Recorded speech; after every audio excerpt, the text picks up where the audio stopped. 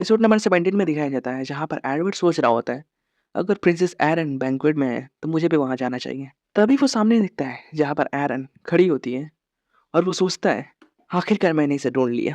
और लकीली कैज़न मुझे उसके आसपास नहीं दिख रहा है। ये once in a lifetime opportunity है। एडवर्ड एरन के पास जाकर बोलता है, हेलो योर हाइनेस, मुझे आपसे दोबारा मिलकर बहुत अच्छा लगा। एरन एडवर्ड को देखती है और कहती है, ओह क्राउन प्रिंस एडवर्ड। एडवर्ड कहता है, क्या आपको मैं याद हूँ? और एडवर्ड मन में सोचता है, ये मुझे देखकर बहुत ज़्यादा खुश लग रही है। मे बी इसके अंदर मेरे लिए कुछ फीलिंग्स हो। और ऐसा सोचकर एडवर्ड बहुत खुश होता है। एडवर्ड एरन से कहता है, मुझे तुमसे कुछ बातें करनी है, क्या तुम्हारे पास कुछ वक्त है? एरन कहती है, हाँ लेकिन बस थोड़े टाइम के लिए। वो मन में सोचती है, आखिरकार इसे मुझसे क्या चाहिए? एडवर्ड कहता है, क्यों ना हम बालकनी में चले, वहाँ का व्यू बहुत ज़्यादा अच्छा है। एरन कहती है, हाँ क्यों नहीं। वो दोनों बालकनी में आ गए होते हैं और एरन कहती है, चलो बताओ तुम्हें मुझसे क्या बातें करनी थी।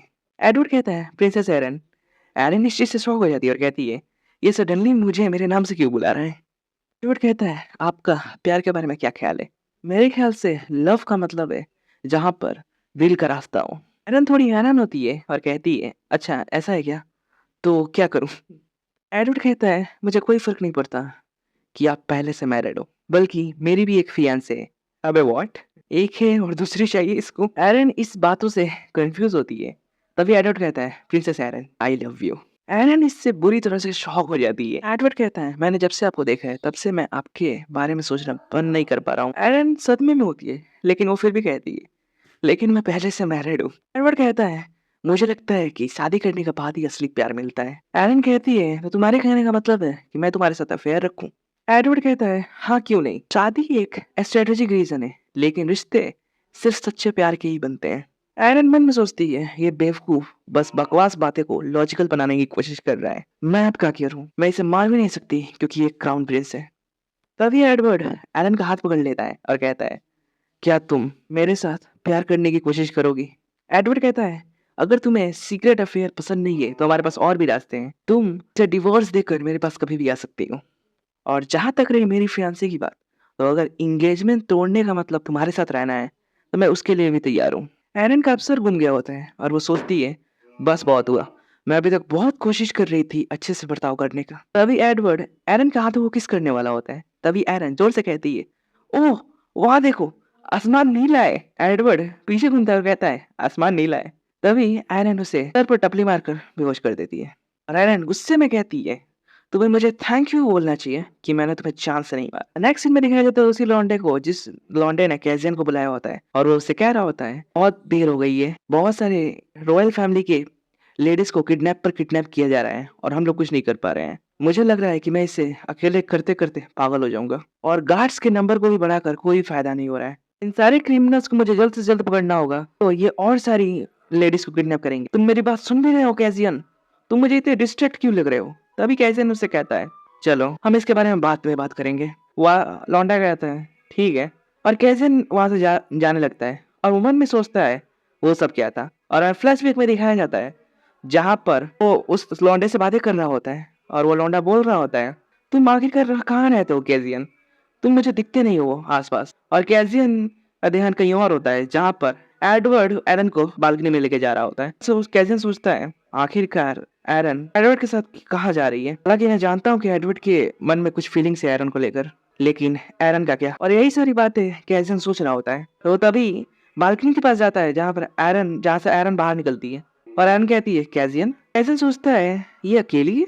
और वह उससे पूछता है, आप कहाँ थी? एरन कहती है, मैं बालकनी में थी। कैजियन कहता है, क्या आप वहाँ अकेली थी? एरन इससे शांत हो जाती है और वो मन में सोचती है, क्या मैं उससे बता दूं कि मेरे साथ बालकनी में क्या हुआ? लेकिन अगर मैंने उसे बता दिया तो मैं दोनों भाइयों के बीच में एक दरार पैदा कर दूंगी। एरन कैजन को घूर रहा होता है और एरन कहती है, कुछ भी नहीं। इस चीज से कैजन बहुत ज्यादा सैड हो जाता है और वो कहता है, ठीक है। तभी एरन एरन कहती है, तुम प्लीज सरप्राइज मत होना जो मैं तुम्हें बताने वाली हूँ। कैजन कहता है, ठीक है मैं शांत रहूंगा। एरन कहती है, मुझे लगता है कि तुम्हारे भाई को मेंटल हेल्थ काउंसलिंग की जरूरत है। कैजिन कहता है, मेंटल हेल्थ? हाँ, क्योंकि उसने मुझसे कहा कि वो मुझसे प्यार करता है और वो मेरे साथ अफेयर रखना चाहता है। पर ऐसा आदमी इस एम्पायर का एम्परर बन गया तो मुझे सच में इस एम्पायर की चिंता होगी। केविन इन सारी बातों को सुनकर हँसने लगता है और वो अपने हँसी को कंट्रोल करता है, लेकिन वो कर नहीं पाता और ज़ोर-ज़ोर से हँसने लगता है। आयरन सोचती है, अब क्या इससे हुआ? इससे हँसी आ रही है,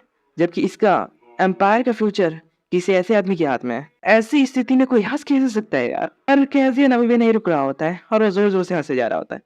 आस-पास के लोग सोचते हैं, हमने कभी भी केविन को ऐसे हँसते हुए नहीं देखा।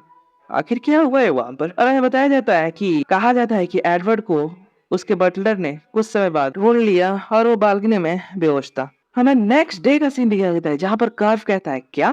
क्राउन प्रिंस ने आपसे ऐसा कहा? एरन बोलती है, हाँ उसने मुझसे ऐसा कहा। तो कार्व जोर से बोलता है, क्या आपने उसे मार दिया? एरन कहती है, नहीं मैंने उसे बस बेहोश किया क्योंकि वो एक क्राउन प्रिंस है। कार्व कहता है, हाँ मैंने सडनली उसके बारे में बहुत सारे रूमर्स सुने कि वो अचानक से बीमार हो गया, तो ऐसा ऐसे इस कारण से हुआ है। और एपिसोड 17 यहीं पे खत्म हो जाता है। एपिसोड नंबर 18 में हमें दिखाया जाता है जहाँ पर सारी मेट बात कर रही होती है। सर्वकार बहुत ज़्यादा वंडरफुल है, वो काइंड है, वो वेस्टर्न एम्पायर के सबसे अच्छे नाइट है। दूसरी मेट कहती है, हाँ हाँ मुझे पता है। उसमें से एक मेट कहती है, तुम्हें पता है जब मैं एक दिन बास्केट में भर के कपड़े लेकर आ रही थी तो सरकार सामने से जा रहे थे और जब उन्होंने देखा कि मैं इतनी भारी बास्केट लेकर जा रही थी तो उन्होंने मेरी मदद की। वो कितने ज़्यादा नाइस पर्सन है। वो दूसरी मेड कहती है, क्या बात है क्या बात है, मैं तुमसे बहुत ज़्यादा जेलस हूँ। और वहीं पर हमारी मेड सोच रही होती है, आखिरकार मैंने उसे कहीं देखा है लेकिन मुझे याद क्यों नहीं आ रहा है। उसमें से एक पहली मेड कहती है, क्या तुम जानती हो? वो दूसरी मेड कहती है, क्या? जब लेडी एरन के कैरेज पर जब अटैक हुआ था तब सरकार ने अकेले सारे दुश्मनों को मारा था। वो दूसरी मेड कहती है, रियली? तुम सच कह रही हो? वो पहली मेट कहती है, हाँ यार सरकार हैंडसम है, इतने चार्मिंग है, वो इतने काइंड है, मैं तो कहूँ वो सुपर टैलेंटेड है। और वही दूसरी तरफ हमारी मेट सोच रही होती है, क्या बकवास है, मुझे उसके पीछे कुछ अजीब लगता है, मुझे याद क्यों नहीं आ रहा है। फिर वो सामने देखती है जहाँ पर एरन और कार्व जा रहे होते हैं और वो मेट सोचती है, इस बंदे में कुछ ना कुछ तो अजीब है। हमें कार्व को दिखाया जाता है जो इब्री मोर से बात कर रहा होता है। इब्री मोर स्वॉर्ड का नाम है। कार्व कहता है, मैं तुम्हारे साथ खुश रह रहा हूँ। तभी कार्व का ध्यान झाड़ियों की तरफ जाता है और झाड़ी के पीछे वो मेड छुपी होती है। वो वहां पर चेक करने जा ही रहा होता है, तभी इब्री मोर कहती है तुम यहाँ पर खड़े क्यों हो? एरन बहुत आगे निकल गई है। कार्व कहता है, योर हाइनेस प्लीज रुकिए, और कार्व वहां से चला जाता है। तभी वो मेड अपने मन में सोचती है, यस मुझे इसके बारे में कुछ समझ में आ गया। नेक्स्ट सीन में दिखाया जाता है जहाँ पर एरन और कार्व गार्डन में बैठे होते हैं और तभी कार्व का ध्यान पेड़ के पास जाता है और पेड़ के पास वही मेड उस पर नजर रख रही होती है। कार्व सोचता है, ये मेरी फिर से जासूसी कर रही है। एबी मोर कहती है, वो लड़की कौन है? लगता है कि वो तुम्हें पसंद करती है, मैं काफी देर से नोटिस कर रहा हूँ कि वो तुम्हारा पीछा कर रही है।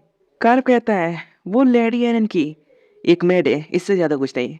एबी मोर कहती है, अच्छा तो क्या तुम्हारा उस पर क्रश है? कार्व चिल्लाकर कहता है, मैंने इसके बारे में ऐसा कुछ नहीं सोचा। तभी उसका ध्यान सामने जाता है और सामने वो मेड होती है। कार्व हैरान हो जाता है और वो सोचता है, ये इतनी जल्दी यहाँ पर कैसे आ गई? तभी वो मेड कहती है, योर हाइनेस। एरन कहती है, हाँ बोलो।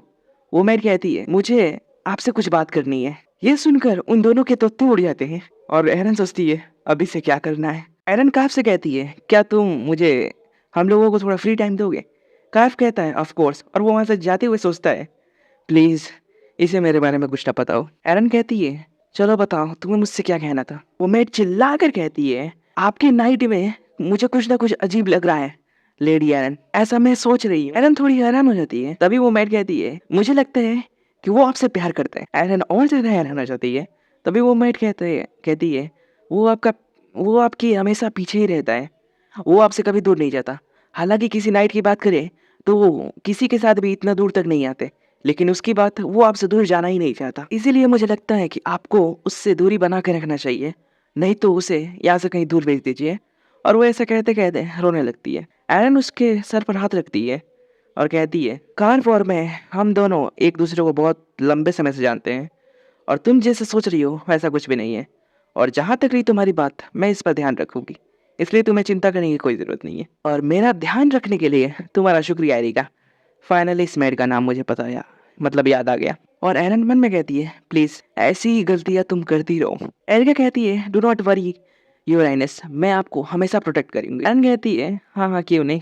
हमारा नेक्स्ट सीन एम्पायर पैलेस का दिखाया जाता है जहाँ पर एम्पायर कह रहे होते हैं, तुम इसे रिपोर्ट कहते हो? क्या तुम लोगों ने बस इतना ही किया? क्या तुम लोग चाहते हो कि मैं तुम्हें मार दूं? मुझे अपने कानों पर विश्वास नहीं हो रहा। प्लीज़ मेरे लिए इसे एक बार पढ़ो। बगल में खड़ा हुआ सर्वेंट उस लेटर को लेता है और उसे पढ़ता है। इसमें लिखा होता है 101 सोल्जर में से 101 सोल्जर मारे गए। रीज़न मिशन फेल हो गया। एम्पायर एम्परर का सर हिल जाता है इस बात से और वो सोचते हैं ऐसा कैसे हो सकता है? मैंने बेस्ट से बेस्ट सोल्जर भेजा था। इसका कोई सेंस ही नहीं बचता कि सारे मारे जाएँ। तभी बगल में खड़ा हुआ बटलर कहता है काम डाउन मेजेस्टी, प्लीज इस ड्रिंक को पीजिए। एम्पर उस ड्रिंक को पी लेते हैं और वो सोचते हैं कैजियन मैं तुझे छोड़ूंगा नहीं। तुम्हारी हिम्मत कैसे हुई मेरे द्वारा अरेंज किए गए हुए मैरिज को रिफ्यूज करने का? मैं तुम्हें छोड़ूंगा नहीं। और तुमने वेस्टर्न एम्पायर की किसी लड़की से शादी कर ली। तुमने सिलिकॉन द फोर्थ से फेस टू फेस बात की और एक रॉयल मैरिज अरेंज करने के लिए कहा। इतना ही नहीं, तुमने एक अलायंस एस्टेब्लिश किया और एक ट्रेड डील भी किया। यूनियन में ओपनली इस मुद्दे को खड़ा करना मेरे लिए बहुत मुश्किल हो रहा है। मुझे तभी उसे मार देना चाहिए था जब मेरे पास चांस था, लेकिन कोई बात नहीं। मैंने अपने एक गार्ड को खुला छोड़ दिया है जो शैडो की तरह शांत खड़ा होता है और कहीं भी छुप जाता है। मैं सब कुछ अभी भी ठीक कर सकता हूँ, मेरे पास चांस है। और एम्परर ऐसा सोचकर हंसते हैं। एम्परर सोचते हैं अगर वो मुझे शील्ड से रोक रहा है तब बस मुझे उसकी शील्ड को तोड़ देना है, सब कुछ अपने आप सॉल्व हो जाएगा। एक बार अगर मैंने कैजियन से छुटकारा पा लिया तो और फिर से कैजियन को अकेला कर दिया जाएगा। तभी उसका बटलर कहता है योर हाइनेस, आपको एक और चीज के बारे में अवेयर होना चाहिए। एम्परर बोलते हैं क्या है? बटलर उसके उनके कानों के पास आकर कहता है, जिससे एम्परर बहुत ज्यादा गुस्सा हो जाते हैं और कहते हैं क्या एडवर्ड फिर से किसी ट्रबल में फंस गए हो? वो बेकार लड़का, महारानी को जल्दी से जल्दी बुलाओ। और एपिसोड 18 यहीं पर खत्म हो जाता है। और वीडियो पसंद आई तो लाइक करना है यार, और जितने कमेंट कर सकते हो करो, क्योंकि आज मैं सब सारे कमेंट्स का रिप्लाई दूंगा। और सब्सक्राइब भी कर लेना। मिलते हैं नेक्स्ट वीडियो में, तब तक के लिए सायोनारा।